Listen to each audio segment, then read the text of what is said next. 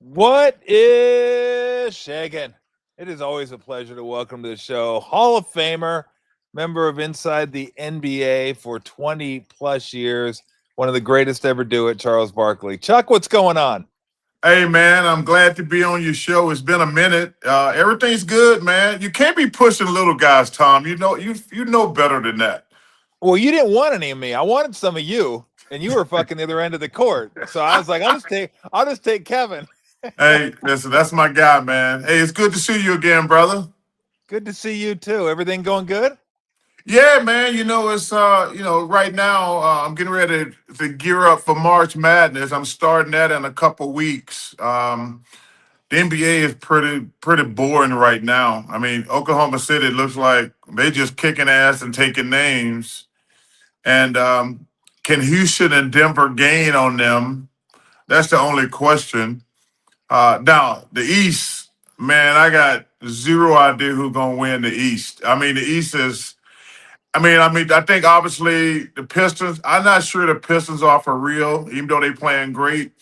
Can Cleveland and the Knicks be there at the end? I mean, the injuries unkilled Philadelphia and Indiana, and nobody else has really stepped up. But the West, man, like I say, can anybody catch OKC? I don't know if they can catch him, but are they going to be competitive? Can they put fear in them? So that's going to be interesting. Where's Golden State in your mind now? Oh, over the hill. That's where they are. You know where the hell they are, Tom. Hey, hey, What? listen. They had one of the greatest runs in NBA history, but it's over, man. They're just old. Everybody Yeah. gets old. Yeah. There's nothing you can do about it. The Lakers, they're counting on a 40-year-old LeBron, 41. So I don't think that's going to work against going to try to get them guys going through 3 or 4 rounds in the playoffs. But no, the Warriors just old. Steph is on the Mount Rushmore, but he's going to keep breaking down because of age and wear and tear. I don't think Jim is the same player, and Draymond's definitely not the same player. But they just got old, and there's nothing you can do about that. If you and Draymond would have played on the same team, how many times per year would you guys have fought? Hey man, as long as you play as hard as he does, you're gonna be all right with me. He reminds me of Dan Marley, probably one of my. There's two guys who I played with who I was like, I want those guys with me all the time. There was a guy named Derek Smith, Yep. and there's a guy named Dan Marley. Obviously, everybody know Marley. I don't want to leave out Mark West in that group either. But if I got Draymond with me, and I put him on the same list with Derek Smith, one who played with me in Philly and Dan Marley, who played with me in Phoenix. We're good. If a fight breaks out, we're good. Yep. I like our chances. Out of all those players, Marley had the best tan. Well, he had the best tan, and I've never seen a guy shave his whole body as much as that dude did. He wanted to look good. I was like, yo, man, you shave your whole damn body. I mean, that guy, he had a great body too, but man, that guy spent more time in the shower shaving his entire body, Tom. He, I didn't even know dudes shaved their body until I got with Marley. You mean entire body, but the pubic region. Like he didn't go down there and start shaving, did he? Tom, I really, I don't want to, I don't remember looking at his junk like that. So you know what? I really, that's a good question. I don't know if it is. Hey, I you don't know know if what? it is a good question. I'm actually playing golf with him Saturday. Okay. So I will ask him because you can't be walking around the locker room like what's my man in DC? I think we should go to golf. My man in DC who was notorious for that. Oh my God, that's not the that's not the heckler, is he? No, that's Robin. No, That's what that that's no, Robin this is Ficker. This is one of the reporters who was a notorious junk watcher. Oh, okay. Yeah, I don't remember He, the he'd be name. hey, he'd be doing the interview like this, holding the microphone here and looking around the locker room. Oh my God. And we stand back and just laugh at it, man. I don't remember that guy. I don't Oh yeah. remember that guy. I What do yeah. remember. What were your thoughts on Ficker? For those that don't know, Robin Ficker, legendary heckler in Washington, sat right behind the visitors bench. I got a kick out of him. I thought it was funny because he wasn't cursing all the time. He wasn't obnoxious. He was constant, but he brought his notes. He had Uh, stuff to say. How did you think about him? What did you think about him? I thought he was hilarious. First of all, he never cursed. You're 100% correct. Yeah. But the thing about him that was weird, he knew everybody's wife, girlfriend, kids, Yeah. Yeah. and he had it written down in his notes. And it was what like Turquoise Irving, Julius Irving's wife. He named all his kids. I mean, this dude was one of the and the thing was crazy. We found out later he's one of the best lawyers Yeah. in DC. But man, he knew everything. Like the last guy on the bench, he started talking about his family and his kids. It was Yeah. one of the funniest things. I mean, you talk about guys who didn't even get in the game. He would say his girlfriend's name. These are his kids. I mean, he had to do all that research. So you had to give it. But the thing you said, the thing I admired about him the most, this dude never cursed, man. Yeah. So I had to give him his flowers for doing his homework and never cursing. Yep. You know what he got on me one time. I was sitting on the bench and he was working his way down the bench. So finally he got to me. And this is where he flubbed up a little bit. He goes, hey, Ray Tolbert, when are you gonna get in the game? Hey, Ray Tolbert, when are you gonna get in the game? So I finally turned around to him and I go, look, if you're gonna heckle me, that's fine.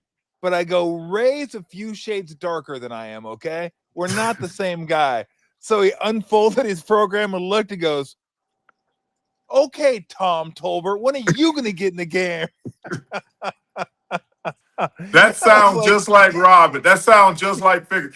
And you know the thing was crazy about it? The Bullets really always sucked.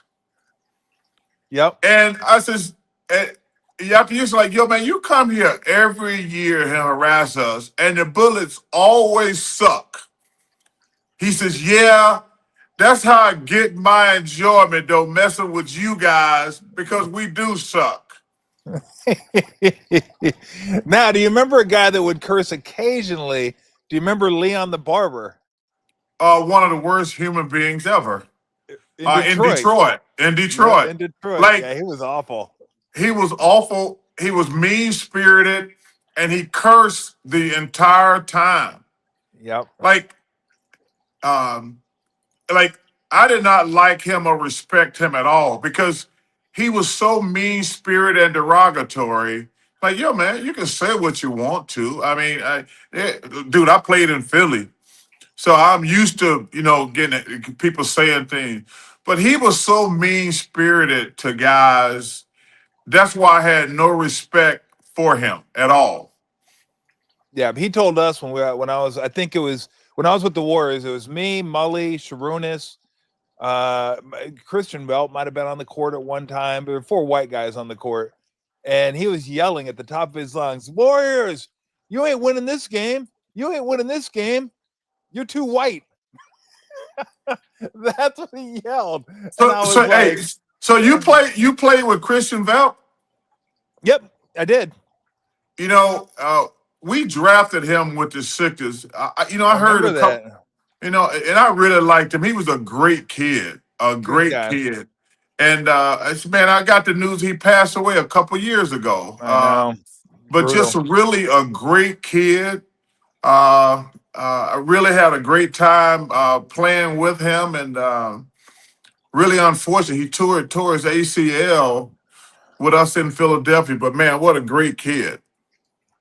Speaking of Philadelphia back in the day, I was watching a documentary. I can't even remember what it was, Chuck. And they showed some highlights of you guys back when you were young playing for Philly, playing against Boston in the playoffs. What were those rivalries like between the Sixers and the Celtics back in the 80s? You know, Tom, it was one of the most intense things that I've ever been a part of. It was a really big. I tell you a crazy story. So nobody really gives a shit during preseason. It's just like break a sweat, get to the regular Yep. season. So we had played like 5 or 6 preseason games, and all of a sudden we get ready to play the Celtics. And everybody's before the other exhibition game was just like joking. There was loud music and blah blah blah blah blah. And all of a sudden, like the next game, we got to play the Celtics. And I pulled Andrew Tony aside. I said, "Yo, man, what did something happen or what?" He looks at me. He says, "No, it's the Celtics." And from that point on, every time we played the Celtics, whether it was in Philly, whether it was in Boston, it was intense, man. And you saw the story, the famous Dr. J fight. Yep. So it was really crazy. Larry Bird was talking so much trash, and he was having a great. Dr. J's on his last legs, and he was killing Bird. Bird was killing him, and he was screaming at him, "Y'all better get this old man off me before I kill him." And like he's got a big number at halftime, Tom, and he's still going at Doc hard, and Doc just snapped, and it was ugly, man. But it was one of the most intense. Like every game was like intense. It was great. It was an honor to play in that series. It's funny because Bird was I caught Bird at the tail end of his career, and he was playing. The Celtics were playing at the Warriors, and I started on him. And that road trip, he didn't have a great road trip. Went to Portland, didn't shoot very well. I think Seattle didn't play very well. So he comes to Golden State, and I'm on him. And I've told this story before. I think you've told it. Other people have told it now too. That he looks around, center, so you're getting ready to jump on everything. He just kind of looks around and looks at me, and then looks over at Chris Mullin, looks at me, and looks at Chris. He goes, "Are you seriously? You're going to guard me with a white guy? You're Oh, going to do that?" And I told Larry, I go, "Larry, man, I'm just trying to make a living, okay? Just let me." hey, he said to me one time, "Y'all got to be kidding me right now." I said, "What's going on, LB?" He says, "Are you guys really gonna put a white guy on me?" He says, "I'm getting ready to torch this dude." I said, "There's no way." He said, "I look at it as the ultimate sign of disrespect when they put white Man. guys on me." That way, I tell you my funniest Larry Bird story. I think it was like my second or third All Star game, and Leon Wood was one of my teammates who was a really good shooter, just a great friend. So I went to support him in the 3-point shooting contest. Larry Bird comes in and says, everybody's, they kind of getting into it, getting excited, getting a little nerve wracking, blah, blah, blah. Larry Bird walk in, and Tom, he says, "Hey, which one of you motherfuckers gonna come in second place?" Nobody says anything. He says, "Y'all heard me." I said, "Which one of you motherfuckers gonna come in second place?" Man, it was one of the most intimidating things. You talk about calling your shot. It was so damn awesome. And he did, I think that was probably the third time he won it in a row. But man, these dudes, you talk about verbal intimidation, mental intimidation. It was one of the coolest things that I'd ever seen, and it was damn awesome. I'm not gonna lie. No, he was something else. He was He great. was. It was interesting because I've kind of said this. I don't know if he's the greatest low post player ever, but I had to guard him. You guarded him, and you fared better on him than I did. But Kevin McHale was impossible to guard. One, he wouldn't pass. Once you gave it to him, he wasn't passing in the low block, and then he had like 10 different moves to work on before he ended up shooting it. You said one time that you thought he was the best low post player ever, or one of them. Would you still say that when you look at the NBA as a whole, like he's still one of the toughest guys to guard in the low post? Oh, he's the best player I ever played against. Period. Um, and obviously there's some other great power forwards, but there's never been a guy more unstoppable in the post than Kevin McHale. I mean, his height, his length were just like you can't even really contest his fadeaway. And when you tried to guess he was going to shoot the fadeaway, he did the up and under on you. Because Yep. because of his size, if you try to cheat on the fadeaway, he's going to do the up and under. Yeah. But I've said before, he's the best player I ever played against. I called Tim Duncan at the end when I had nothing left in the tank. And I think Tim Duncan, in my opinion, is the greatest power forward ever. But the best player I played against in my prime and his prime was Kevin McHale. Nah, he was spectacular. Who was the other best? Who were the? We know Larry Bird was maybe the best shit talker in the game.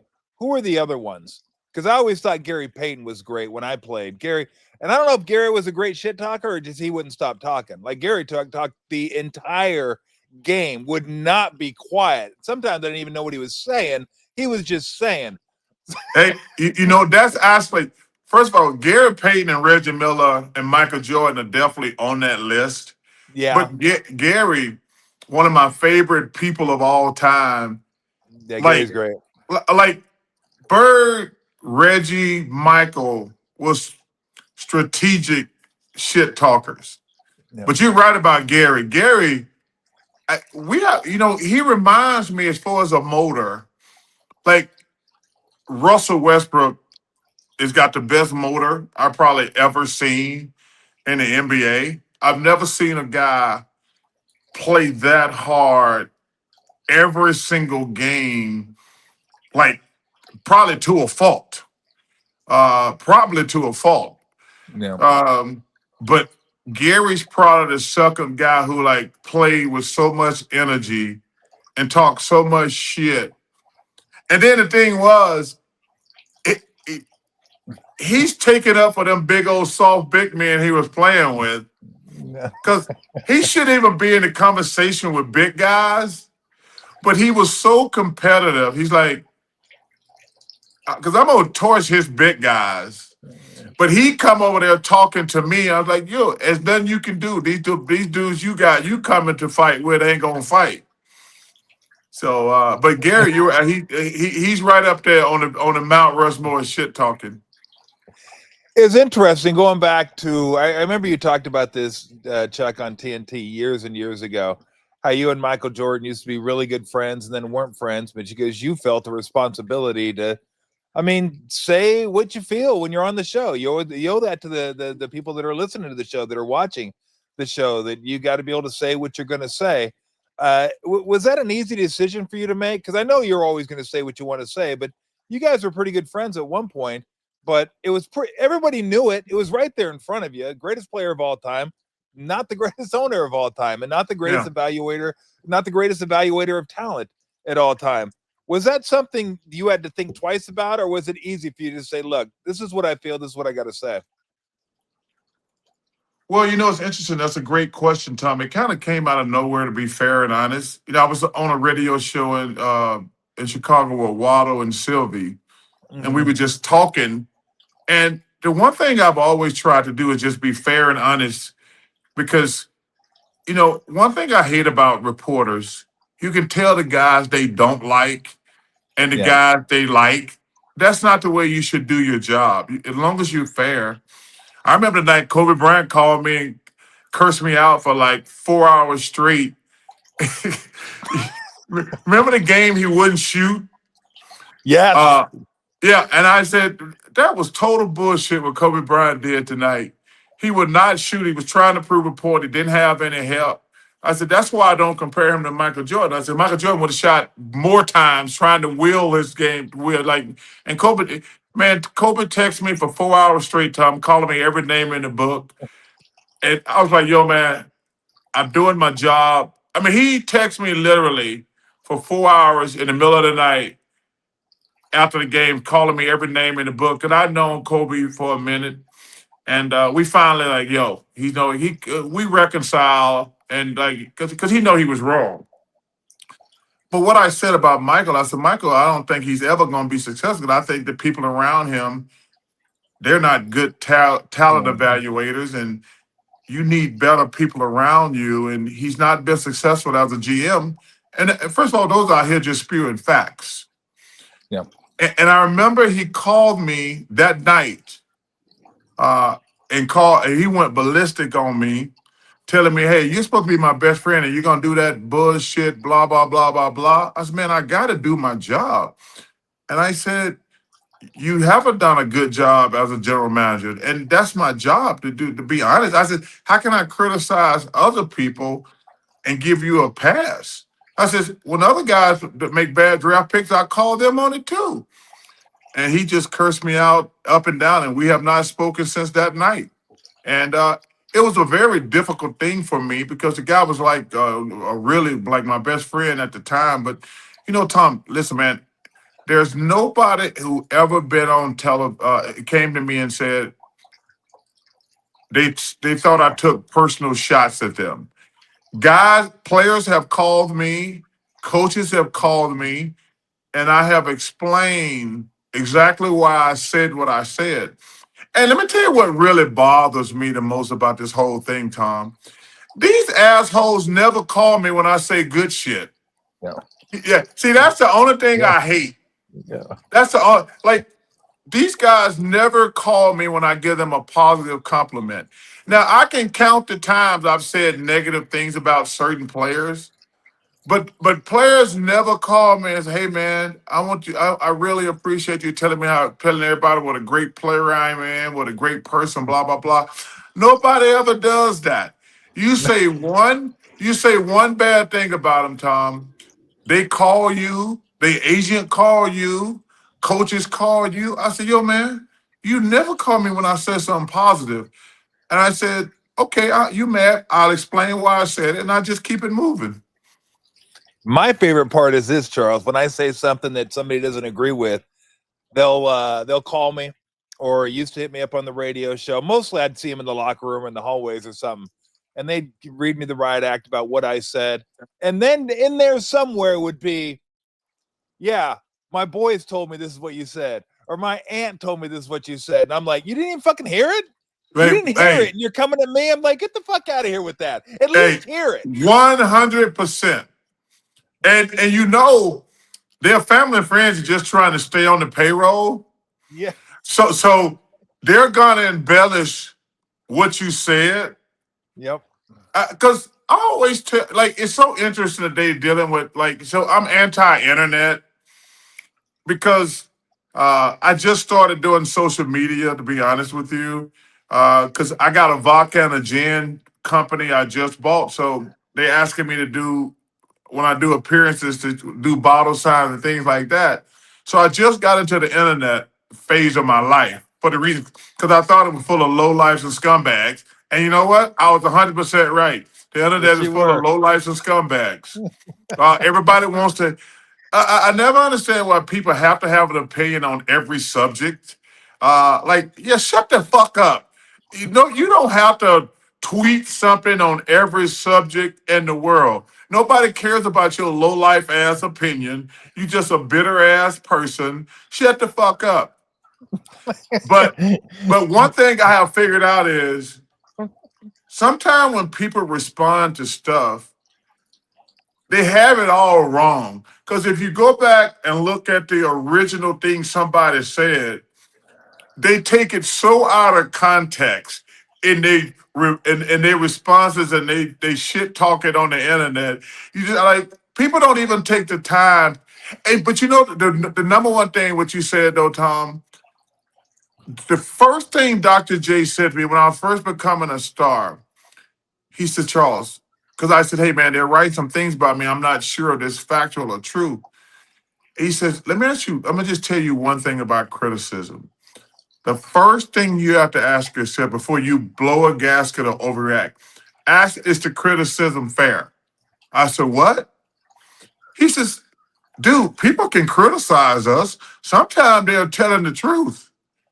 And I was like, and to get back to your original point, before people read you the riot act or tell you about they mom or their uncle or somebody, Yeah. the first thing they should say, look in the mirror and says, you know what? That's a fair criticism. These guys never think they play bad, Tom. They never. Yeah. That's the shit that drives me crazy. Dude, I've gotten criticized before. You too good to get criticized? Come on, man. Stop it. Knock it off. Yeah, I think they're embarrassed, is what it is. And I think a lot of them, Charles, is they're not used to getting criticized because everybody tells them how great they are and kisses their ass all the time. And then all of a sudden somebody criticizes it and they're not used to it. They don't know how to handle it. And it's gotten worse because now your college coach has to kiss your ass because they're paying you money, Yep. and you can transfer every year if the coach yells at you now. So this is the first time they've ever been criticized in their life. And the truth of the matter is, these kids, man, they're all good players. You don't get to the NBA because you can't play, but you can damn sure get criticized. But these guys, man, they got so many people kissing their ass so much because they make so much money. Obviously, everybody's on the payroll, so everybody's afraid to coach. Coaching is outlawed pretty much now. You can't like, whoa, you coach? No, you mean the coach actually can't do their job? They're very. I mean, there's. I'm trying to figure out what coaches actually have power now. I mean, because if you criticize God now, they're gonna pout. They're gonna want to get traded. I mean, it's so crazy out here. I mean, I saw the coach criticize John Morant, and he went ballistic and got suspended. Like, yo, man, the coach got a job to do. Yeah. No, I think there's two that I think of that can coach. I think Steve Kerr. I think Steve can still coach because he's got Steph. You know, Steph is willing to be coached, so he can be coached. And then who else? It's a shame it takes you that long. Like No, I know. when listen, Spolstra. I think Spolstra yeah. can coach. Hey, listen. Even when I was a great player, I still wanted to be coached. Yeah. Like, and it just something happened along the way, and now like, wow, you can't say anything to players nowadays, and it sucks. No, I know. No, that's just the way. That's just the way it is. Just the way it is. Let me ask you this. I want to switch sports on you. What'd you think of the whole Lane Kiffin situation? It's an interesting dynamic. I think, listen, man, upward mobility. If you get a better job offer, I got no problem with people taking it. The problem is in the South, these people got no life. Their whole life revolves around college football. They're all in. Like, they love their team. And if you do anything, say anything about their team, or God forbid, leave their team, they hate your ass immediately. Growing up in Alabama, man, the whole state revolves around Alabama and Auburn football. They people have no life. I mean, it's Alabama, Auburn 24/7. I think Mm-hmm. it's the same way at LSU, same way at Florida, same way at Georgia. Like the whole state, like they actually, to be honest with you, they could care less about pro sports. We don't even have pro sports at Alabama, but even when I'm in Atlanta, the Georgia Bulldogs are more important than Atlanta Hawks and Atlanta Falcons. LSU is way more important.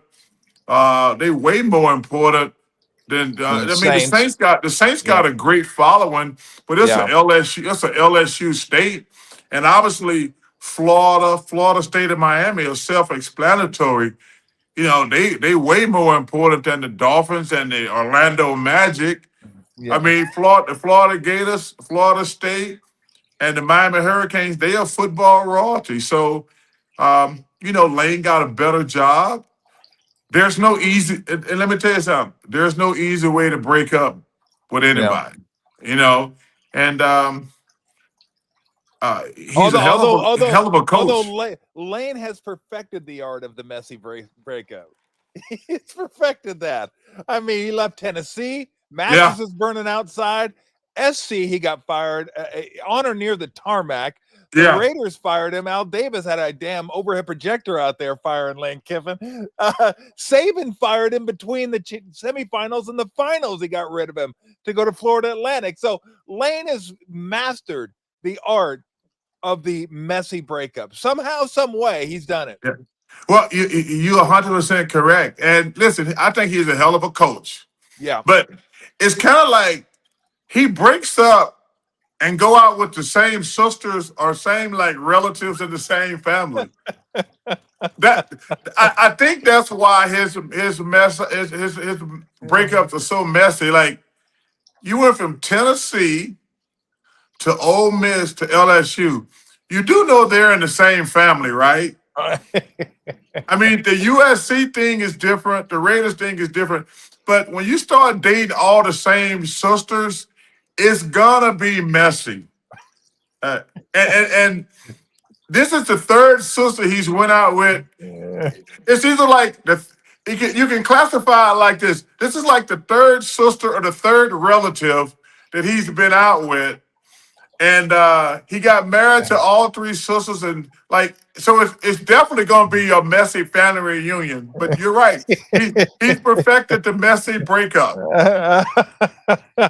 I got to get back. I was thinking about this, Charles, and I wanted to get back to you. I got lost track, but you said Kobe got upset with you on that shot. That I thought it was I just called it a protest. He just protested. He didn't want to shoot. What was his explanation for that? Because obviously he was mad because Kobe never doesn't shoot.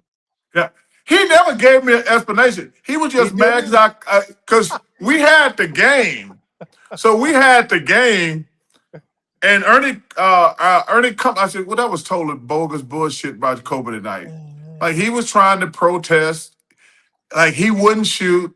I think he shot one shot in the second half in my memory. I said, he wanted to prove a point. He didn't have any help. He was gonna let the other guys try to handle it, and they end up getting blown out. But that was total BS. Blah blah blah blah blah. I didn't like it at all. I said, you guys always want to compare him to Michael Jordan. I said, Michael Jordan, you see, he would have shot every ball to try to will his Yeah. team to win. So right after that, my phone starts blowing up. You son of a bitch, you motherfucker, blah, blah, blah, blah, blah, blah. I said, yo, man, you know how much love and respect I got for you. What you did tonight was total bullshit. Same thing. Nah, motherfucker, you son of a bitch, blah, blah, blah. And I'm like, yo, man, pick up the phone. Call me. I'll explain it. This goes on, Tom, this goes on for probably 3 hours. Him texting me back, calling me every name in the book, saying that was bullshit what I said about him on TV. But it goes on seriously, literally for 2 to 3 hours. And I didn't see him for probably the next season, obviously. And he said, "Hey man, I kind of overreacted. You can get mad at me. I just didn't like what you did. You know how much love and respect I got for you, but I just didn't like what you did. But that was probably my most memorable like text chain. Yeah. And he never gave you an explanation, though, for why he shot at one time. That was no explanation either. He He was just trying cursed to, you. yeah. He was just trying to protest, and he Yeah. was wrong in that situation. Yeah. What do you so what are your thoughts on the two newest things in the NBA? One is the cup and one's the play-in game. I'll give you my thoughts on it. One, I thought the cup was stupid. It's like, why are we playing for a trophy when we already have a trophy at the end of the year for the same exact teams? I know Adam Silver is trying to do the English soccer version of the NBA, but it's totally different. But after a while, Chuck, I go, no one's getting hurt by it. They're regular season games. Players are getting paid. They seem to enjoy it. Fans seem to enjoy it. So whatever. I still think it's stupid, but whatever. The play-in game, I can't stand because 9 and 10 don't belong anywhere near the playoffs. They don't even deserve a chance to get to the playoffs. And that will never go away because of ratings. It's good ratings. Everybody goes, Yeah, well, Tom, the ratings are good. I go, well, no shit, the ratings are good. It's an elimination game. People love yeah, elimination stuff. So they're going to watch it. But I don't I still think they should get rid of that. They won't. But what are your thoughts on those two things? Well, number one, I think the cup thing is somewhat embarrassing. What I mean by that is I'm disappointed in my players that we're having. Number one, God bless them for making money. Okay, I'm disappointed that we have to make a in-season tournament to make these guys more money, so they Yeah, won't do load management. yeah, Um, so these guys, God bless them, making a lot of money. I never begrudged them because I don't know, I didn't make it what they're making, but I made a yeah, great living. But to have to pay these guys extra money to make them play other games, they should play basketball because they're well compensated to play basketball. To do an in-season tournament to make them extra money, come on, man, that's a little bit ridiculous. Now, the playing thing is actually kind of flipped for me. It's been really really, exciting. It's been really. I thought it was stupid in the beginning because why don't we just let everybody in the damn playoffs? What basically is what we're doing now. But it's been pretty exciting. Uh, and listen, we're doing it like we do everything in sports for money. Um, yeah, of course. but it's been exciting. I got to give. I think I gave Adam some flowers for that last year, and obviously it helps our network. So the ratings have been great. The games have been pretty exciting, but I just think it's embarrassing that we paying guys 50, 60, 70 million dollars and they don't want to play basketball 4 days a week. I says, man, we're the luckiest dudes in the world to dribble a stupid ass basketball. The most money I made was $5 million, and God bless me, I was lucky to make it. But let me tell you something. For 50, 60, 70 million, I play basketball 7 damn days a week. But hey, but and what's crazy, Tom, when I think we got about 5 or 6 guys making about $70 million. And when this new deal kicks in, we're gonna have guys making 80, 90, 100 million. That's wild. And I'm like, and Tom, I'm so old. I remember the first time an NBA player made $1 million, and we were going around high fiving each other. We could and I'm talking about I'm with Dr. J and Moses, Maurice Cheeks, Andrew Tony, and all those guys. They could not believe. I think it was like 1989, if I remember correctly. We were high fiving each other because we could not believe an NBA player made $1 million. That's how crazy the money has gotten. But like I say, when this new TV deal kicks in, salary's gonna start counting next year, and we have to beg these guys to play back-to-back games. I think that's embarrassing and a joke. I mean, you think about how much money we charge these kids and parents to come to games, and they only gonna get to see a great player one time a year, and they say he played the night before. That's embarrassing for us as players, and I hate the load management thing. These guys act like we're flying Southwest out here, Yeah. Tom. Uh, Hey, we let me got tell you to, something. Here's my thoughts. So you're right. The playing game has been fairly entertaining, but I look at it this way: if I put a one-arm guy against a two-arm guy playing one-on-one, the two-arm guy is going to kick his ass, right? Now, if I yes, put two one-arm guys playing basketball against each other, it's probably going to be a pretty entertaining game. It's going to be shitty basketball, but it's going to uh, be entertaining because they're even. That's how I look at the playing game. It's two one-arm guys out there fucking knocking the ball around and getting in the playoffs and then getting their asses kicked against a two-arm guy that's yeah. ready for them. That's Hey, that's how I look at it. And I don't need one-arm guy basketball. hey, and first of all, you're 100% correct. But the one thing about people making money, you know what they want more of? More Money, money. more money. Hey, There's no I've doubt learned about that in that. my life, no matter how much money people make, they just want more of it. So the NBA players make a lot of money, the NBA owners make a lot of money, and the one thing they gonna want more of is more money. Money, more So, money. yep, that's why we own three networks now instead of Yeah, two. except three. Yeah, yep. Peacock, Amazon, ESPN. What else? Netflix. I don't know if you guys are on Netflix. How the hell are we everybody supposed to find you guys nowadays? Yeah, man, that's a great point by you. My biggest concern, we don't even give a shit about the fans anymore. We just took the most money from the networks. Uh, and and listen, I understand, like I say, players wanted more money, owners wanted more Yep. money. But my biggest concern, we never really ever care about the fans. I thought that was really gonna be an issue of what nights everybody was gonna be on. Uh, it's still to me, like you're gonna have to really do your homework to figure out what night and what network games are on. Cause they're on NBC, they're on Peacock, they're on ESPN, they're on Amazon, but they're all on different nights, and they're different nights than they used to be. Yeah. So so I thought that I thought we were doing the fans a disservice, but like I say, man, hey, everybody who makes money just want more of it, plain and simple. Yeah. No, I get it. You know, it's interesting. You talked about the load management, which they don't do as much anymore, but the minutes are down for players. They do rest some players on back to backs.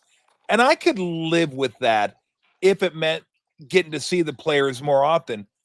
Chuck, these guys are fucking hurt more than you guys ever were. Like I don't get it. They fly better planes. They have 40 doctors that sit behind the bench now. They Yeah, got these individual meals at the end of the games. They got their smoothies. They got their everything set up for them. How do these guys get hurt more now than they ever did? That's the part that frustrates me. I go to every game or I go to yeah, every Warrior game. I never know who's playing. yeah. I see. First of all, I don't even think these guys are hurt. I think I think they're sore and kind of hurt. But what they're doing, and same thing with load management. And if all they gotta do is because you think about it, Tom, if you play 2 extra years now, you're gonna make fifty Yeah. million dollars. If you play 2 more years now, you're gonna make $50 million more or more if you're some guys. That's all they're trying to do is extend their career. Like they got the best doctors, like you said, they got the best shoes, they got hyperbaric chambers, they got cold plunges. I mean, Oh, they got those saunas that are great for you.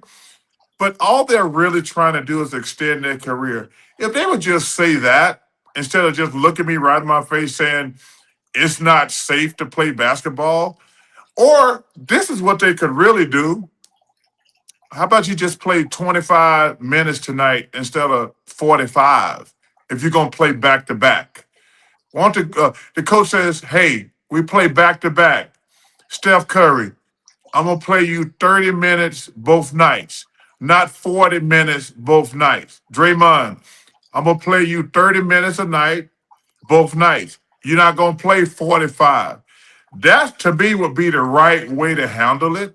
Or another way, sit out at home where the person get to see you. But if I'm only going to get to see you one time a year, I need to see you. Steph Curry, LeBron, go. What happened? Where'd he go? Charles, poof, like that. Charles is gone. I was about ready to wrap up. There's a couple more things I wanted to get into, but look, it's Charles. I could have gone on for another hour, easy, just kind of jumping back and forth and this and that and old stories and new stuff and what he thinks about this and what he thinks about that. I mean, that's why he's just one of the greatest television, radio personalities of all time. He's funny, he's engaging, he's smart, It's just fun to listen to him talk, and I really appreciate him being on with us. So hopefully we can get him on again at some point during the season, talk a little NBA hoops as the season progresses. So thanks a lot to Charles Barkley. I wanted to keep, before he got cut off, I wanted to ask about his gin and his vodka companies, and give him a little pub on the show. Maybe we'll do that next time. Not that he is. Everybody getting into this now? It's like, who isn't into gin and vodka now, or whiskey? Like, everybody has their thing. It was like, first off was the George Clooney thing, right? What was that? Tres Amigos or Trace? I don't know what it is. Like a whiskey. I think it's a tequila, is what it was. And it was him and two other guys. I can't remember. I think one of them was like Cindy Crawford's husband, and then there was one other dude that was involved in it. And then Ricky Gervais, you can't get away from him right now. Dutch brand vodka. Although I do support Ricky Gervais's Dutch brand vodka, even though I don't like vodka, I support it because Ricky Gervais supports animals. A big animal rights guy. So if whatever money he's making from Dutch brand vodka is going in any way, shape, or form to help the animals, I'm down. I don't know. I'd go as far to buy a bottle, since I don't drink vodka or gin or tequila or rum or whiskey. It's not my bag, baby. And so, but man, there's so many people that have I don't even know, a spirit. I guess you call them spirits. It's a hard liquor, whatever. But I mean, it's so many. Like, doesn't like Ryan Reynolds and Hugh Jackman have their thing? I think it's a gin, something like that, or maybe Hugh Jackman has one thing and Ryan Reynolds has a different thing, and that's why they did those commercials that were pretty funny. I think that's what it is. I think one of them has a gin, one of them has a vodka, something like that. I don't know. Again, not into the spirits, so to speak. And so next time Charles comes on, we'll give his vodka and his gin. He went double too. He went gin and vodka. Like, nah, I don't want one or the other. Let's just do both. Let's just do both of them. So again, thanks to Charles for coming on. Really appreciate it. And we're going to have Steve Kerr on at some point this week. So I would imagine that will be, I don't know. I don't know when it's going to be. I probably should have just said, we'll have Steve Kerr on. But then I was thinking, what if I don't know. Steve will be on. Anyway, thanks for joining. Like, subscribe, do what you do. And we'll talk to you next time right here on the Tom Tolbert Show.